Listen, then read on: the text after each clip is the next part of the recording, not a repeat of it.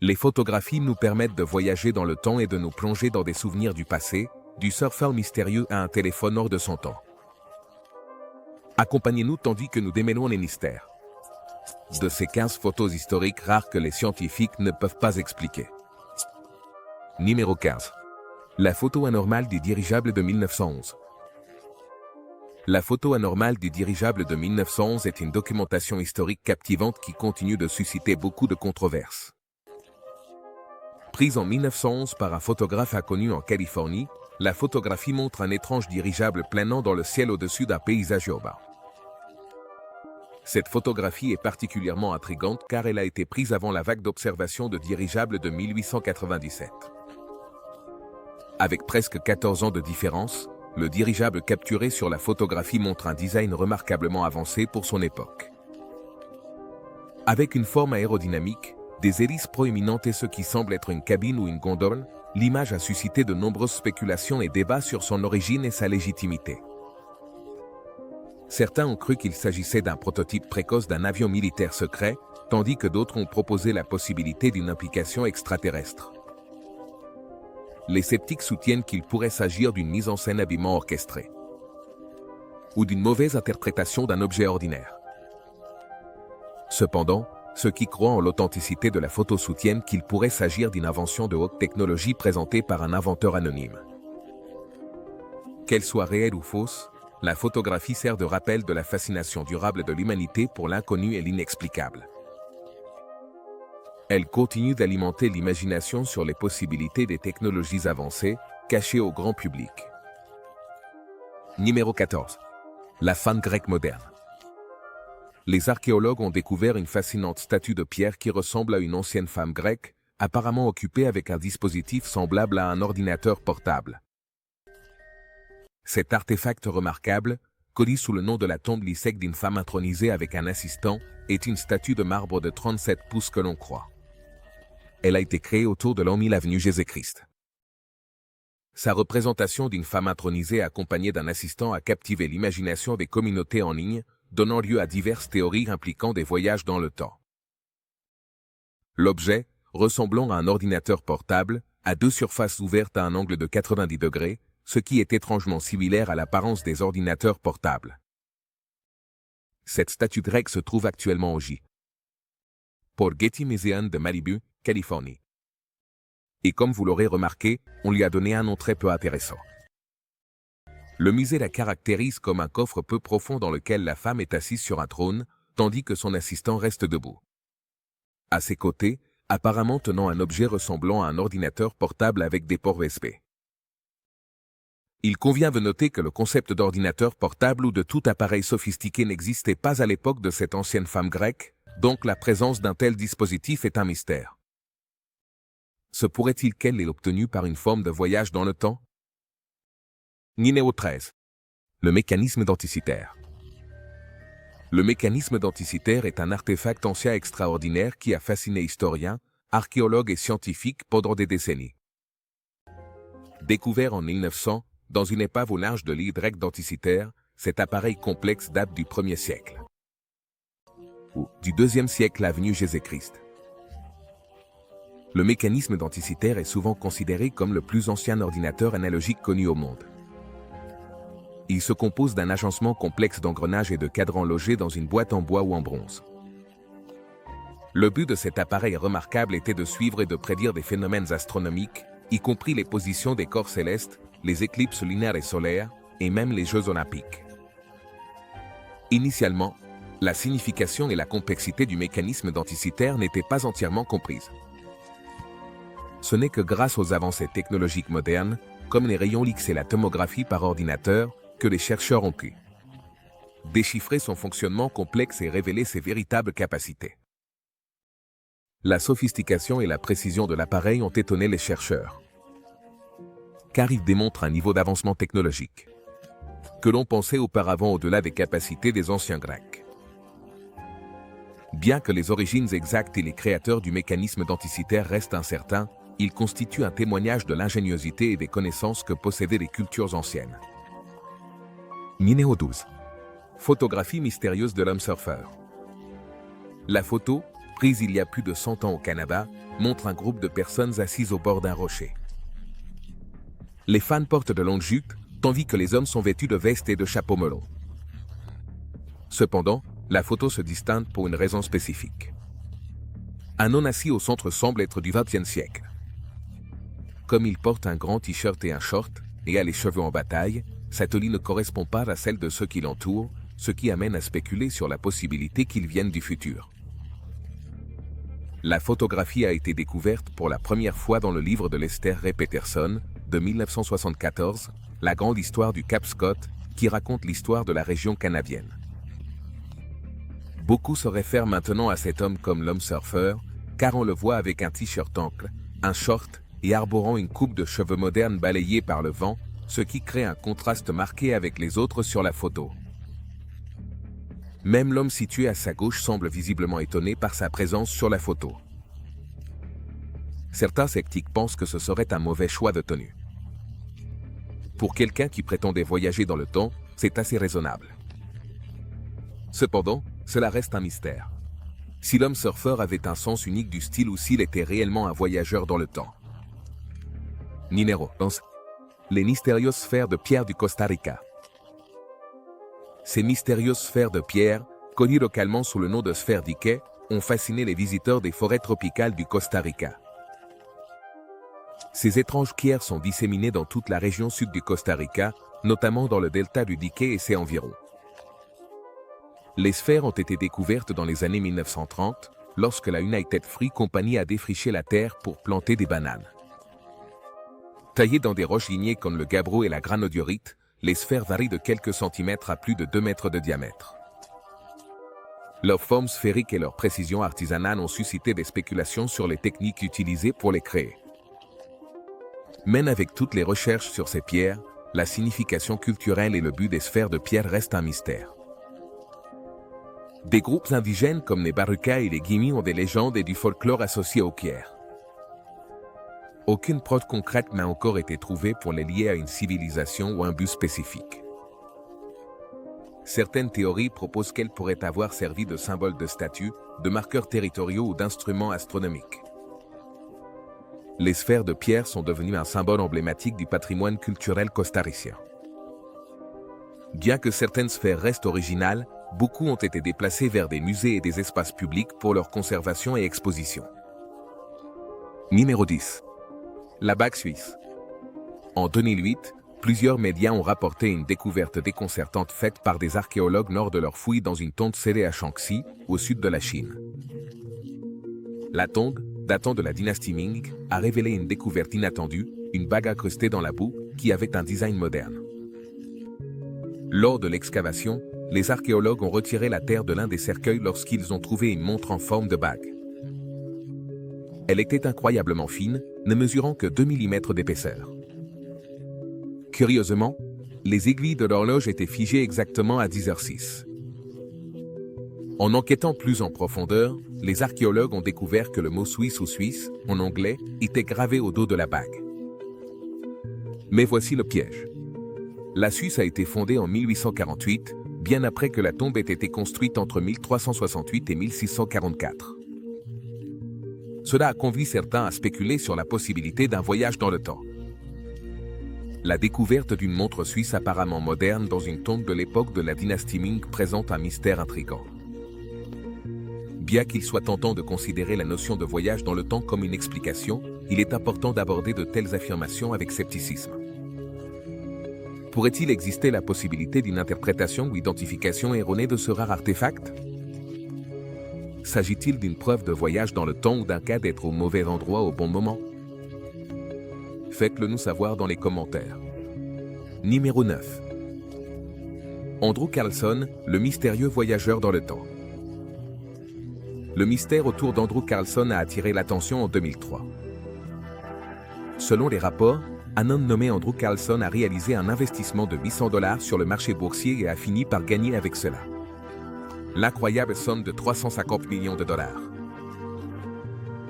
Malgré son incroyable succès financier, Andrew ne menait pas un style de vie fastueux.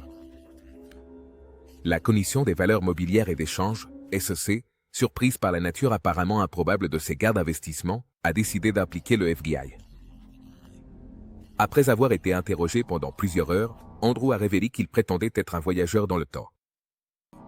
On disait que les prédictions de Carlson étaient inexplicablement exactes, ce qui a conduit à des spéculations sur la possibilité de voyager dans le temps. Cependant, à mesure que l'histoire gagnait en attention médiatique, le scepticisme quant à son authenticité a émergé. Beaucoup de personnes ont douté de l'authenticité des affirmations de Carlson et l'ont considéré comme une imposture ou un coup de publicité. Le mystère entourant Andrew Carlson reste non résolu. Et il est difficile de déterminer la vérité qui se cache derrière ses prétendues capacités à voyager dans le temps. Certains soutiennent que ces prédictions précises pouvaient être dues à la chance ou à la coïncidence, tandis que d'autres croient qu'il s'agissait d'une stratégie élaborée. Étant donné le manque de preuves concrètes, il est difficile de tirer des conclusions définitives sur le mystère d'Andrew Carlson. Numéro 8. La carte de Piri-Reis. La carte de Piri-Reis est un artefact historique incroyablement fascinant qui a intrigué les érudits et les chercheurs pendant de nombreuses années. Créée par l'amiral ottoman et cartographe Piri-Reis en 1513, cette carte est particulièrement connue pour sa description détaillée des côtes de l'Europe, de l'Afrique et de l'Amérique. Ce qui rend la carte de Piri-Reis si captivante, c'est son inclusion des côtes de l'Amérique du Sud et de l'Antarctique. Détaillée avec précision. C'est remarquable car l'Antarctique n'a été officiellement découvert qu'au début du 19e siècle et sa côte n'a été entièrement cartographiée que bien plus tard. La carte montre également des parties de l'Amérique du Nord, y compris le golfe du Mexique et les Caraïbes. Certains chercheurs et passionnés spéculent que la carte de Piri-Reis pourrait être la preuve de civilisations anciennes avec des connaissances avancées en géographie et cartographie. Ils proposent des théories comme l'utilisation de cartes plus anciennes ou l'influence d'un contact extraterrestre. Cependant, il est important d'être prudent en abordant ces affirmations. On pense que la représentation exacte de l'Antarctique sur la carte est une coïncidence ou une conjecture. Malgré les débats et les mystères entourant la carte de Piri-Reis, elle reste une pièce intrigante de l'histoire cartographique. Elle nous rappelle les découvertes fascinantes et les questions sans réponse qui continuent de captiver notre curiosité pour le passé. Numéro 7. La peinture de l'Inde de 1930 avec un smartphone. Le suivant sur la liste est un tableau fascinant des années 1930. Plus on regarde, plus on découvre. À première vue, cela ressemble à une peinture médiévale typique montrant des ravisseurs et leurs prisonniers. Vous pouvez voir des Européens et des Asiats dans le tableau, mais voici la partie étrange. Il y a quelque chose de bizarre juste au centre, vers le côté droit. Le tableau était censé montrer une rencontre entre Amérindiens et colons anglais dans le Massachusetts au XVIIe siècle.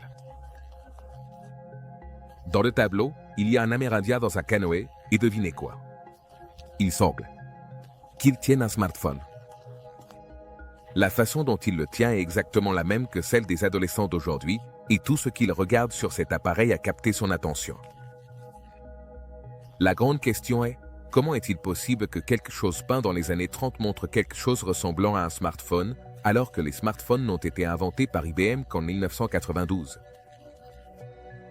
Certains historiens de l'art ont des théories qui suggèrent qu'il pourrait s'agir d'un miroir, d'une bible ou d'une lame. Cependant, pour beaucoup, il est difficile de nier que le tableau représente un homme indien avec un smartphone, ce qui suggère la possibilité d'un voyage dans le temps.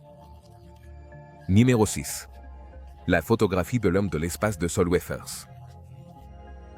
Les mystères peuvent naître dans des endroits inattendus et celui-ci, en particulier, est né d'une simple réunion de famille.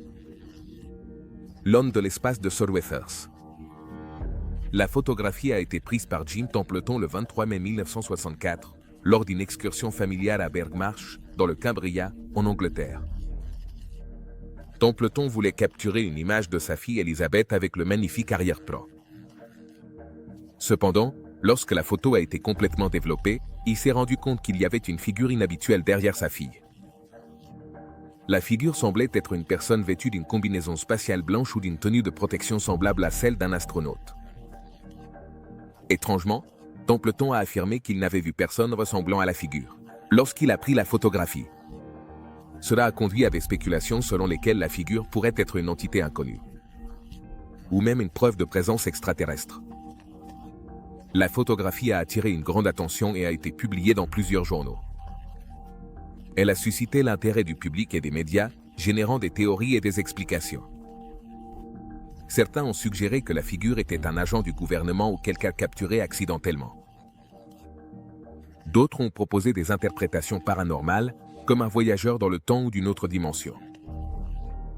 Des experts, y compris Kodak, ont confirmé que la photographie n'avait pas été manipulée. La photographie de l'homme de l'espace de Saul Wefers reste un mystère, car aucune preuve d'une deuxième personne n'a été trouvée lors de la prise de vue. Numéro 5. Le manuscrit illisible de Voynich. Le manuscrit Voynich est un manuscrit très mystérieux et déconcertant que l'on croit avoir été créé au XVe siècle. Les images énigmatiques de ce manuscrit ont déconcerté les érudits pendant des siècles, car elles restent impossibles à comprendre ou à interpréter. Le manuscrit, qui porte le nom du libraire polono-américain Wilfred Voynich, qu'il a acquis en 1912, est écrit dans une écriture inconnue et contient des illustrations allant de dessins botaniques à des diagrammes astronomiques et des scènes cosmologiques complexes. Ces illustrations sont accompagnées d'un texte écrit dans une écriture qui n'a jamais été déchiffrée. Les images du manuscrit de Voynich sont très détaillées et inhabituelles et représentent des plans étranges et fantastiques, des objets célestes non identifiés et d'étranges figures humaines effectuant des activités mystérieuses. Certaines illustrations suivent un thème ou une structure cohérente, tandis que d'autres semblent abstraites ou surréalistes. Au fil des années, de nombreuses théories ont été proposées pour percer le sens et la finalité des images du manuscrit du voyage. Certains suggèrent qu'il s'agit d'une œuvre codée contenant des informations secrètes, tandis que d'autres pensent que c'est une supercherie ou une création artistique élaborée sans signification cachée. Le manuscrit est resté indéchiffré, malgré les grands efforts déployés par des cryptographes, linguistes et historiens professionnels. Numéro 4. Les mystérieuses lignes de Nazca. Les lignes de Nazca, également connues sous le nom de géoglyphes de Nazca, sont d'immenses œuvres d'art anciennes gravées dans le sol du désert du sud du Pérou. Ces géoglyphes sont créés en retirant certains cailloux de couleur pour révéler des formes telles que des lignes, des dessins et des figures d'animaux sur le sol. L'aspect le plus remarquable des lignes de Nazca est que leurs véritables formes ne peuvent être pleinement appréciées que d'en haut. Par exemple, depuis un avion ou un point élevé. Les scientifiques sont perplexes quant à la manière et la raison pour lesquelles une ancienne civilisation existait. Il y a près de 2000 ans, elle a réussi à créer d'énormes œuvres d'art qui ne peuvent être pleinement appréciées que depuis une vue aérienne. Les lignes et les figures couvrent une superficie d'environ 450, avec certaines figures individuelles s'étendant sur des centaines de mètres de longueur. La finalité et la signification de ces géoglyphes restent un objet de spéculation et de débat parmi les chercheurs et les archéologues. Certaines théories proposent que les lignes de Nazca avaient des fonctions cérémonielles ou religieuses, tandis que d'autres suggèrent qu'elles faisaient partie d'un calendrier astronomique ou servaient comme marqueurs de sources d'eau souterraine. Ces dernières années, des efforts ont été faits pour étudier et préserver les lignes de Nazca. L'UNESCO les a désignées comme patrimoine mondial en 1994. Cependant, la fragilité du sol et la menace d'érosion et de dommages humains ont créé des défis pour leur conservation. Néanmoins, cela reste l'un des mystères les plus déconcertants de l'histoire. Numéro 3. La photographie de lévitation de Conan Evans. La curieuse photographie de lévitation des années 20 est une image captivante et mystérieuse qui a intrigué les gens pendant des décennies. La photographie montre Conan Evans, un médium spirit connu pour réaliser des séances de spiritisme dans l'obscurité. En utilisant un appareil photo avec flash pour éclairer la scène par intermittence, la photo capture Evans, apparemment suspendu dans les airs, avec des spectateurs stupéfaits autour de lui. L'authenticité de la photo a été remise en question par les critiques, qui suggèrent qu'elle pourrait avoir été mise en scène, possiblement en utilisant des supports ou des câbles cachés. Cependant, les partisans la considèrent comme une preuve des capacités spirites de Conan Evans. La photographie de la lévitation d'Evans reflète la fascination durable de l'humanité pour le surnaturel et les divers efforts réalisés pour corroborer de tels phénomènes. Indépendamment du point de vue de chacun sur sa légitimité, l'image reste un artefact intrigant et inexplicable du passé. Pensez-vous que ce Conor Evans a réalisé cet exploit? Laissez votre réponse dans le commentaire. Numéro 2. Les statuettes des hommes. Lézard, Ubed. L'archéologie nous a fourni des réponses à de nombreuses questions, mais il y a aussi des cas où elle nous présente des mystères intrigants à contempler. Les statuettes des hommes lézards d'Ubed sont un exemple parfait d'une découverte si captivante qu'elle nous laisse réfléchir et chercher des réponses. Les statuettes des hommes lézards Ubed sont des artefacts anciens découverts en Mésopotamie pendant la période Ubed autour de 5904. 1904 avenue Jésus-Christ. Avenue Jésus-Christ. Elles représentent des figures humanoïdes avec des traits de lézard ou de reptiles, avec des têtes allongées, des yeux en amande et des corps similaires à ceux des reptiles, avec des écailles et des queues. Certaines statuettes des hommes lézards d'Ubed montrent même des coiffes ou des casques ornés de projections semblables à des cornes. Plusieurs théories ont été proposées pour les interpréter, comme le fait qu'elles représentent des divinités ou des êtres mythiques du système de croyance Ubed, possiblement liés à la fertilité ou à la protection. Certains suggèrent une connexion avec des créatures reptiles ou un symbolisme reptilien dans la culture. Cependant, les interprétations des artefacts anciens sont spéculatives et il est possible que le véritable sens des statuettes de l'homme ne soit jamais complètement connu. Lézards d'Ubed. Que penses-tu quand tu les vois? Numéro 1. L'OVNI dans la Madone avec San Giovannino. La Madone avec San Giovannino est un tableau qui ne cesse de captiver l'imagination de quiconque entre en contact avec lui. L'iconique peinture créée par Domenico Ghirlandaio au XVe siècle. Elle a déclenché plusieurs controverses et théories du complot. Cette peinture montre la Vierge Marie tenant le bébé Saint Jean-Baptiste sur son épaule gauche. Mais il y a quelque chose d'étrange dans le ciel, un objet brillant inhabituel que regardent un homme et son chien. L'homme semble se couvrir les yeux, ce qui suggère que l'objet est brillant. Les gens ont remarqué que la forme et la brillance de l'objet sont inhabituelles, ce qui amène certains à penser qu'il pourrait s'agir d'un ovni. Un objet volant non identifié. Ils croient que cette peinture pourrait être une preuve que les extraterrestres ont visité la Terre dans le passé. Certaines interprétations suggèrent que l'ovni représente un événement biblique, comme l'étoile de Bethléem, qui a guidé les 3 rois mages jusqu'au lieu de naissance de Jésus. D'autres proposent qu'il peut symboliser la connexion divine entre le ciel et la terre, établissant un pont entre les figures terrestres de la Madone et de San Giovannino. Et le royaume céleste. L'inclusion de l'OVNI dans des œuvres d'art religieux du XVe siècle soulève plusieurs questions intrigantes. L'artiste Domenico Ghirlandaio essayait-il de représenter un événement céleste ou une intervention divine? C'est quelque chose que nous ne saurons peut-être jamais. Merci de nous avoir regardés. À la prochaine.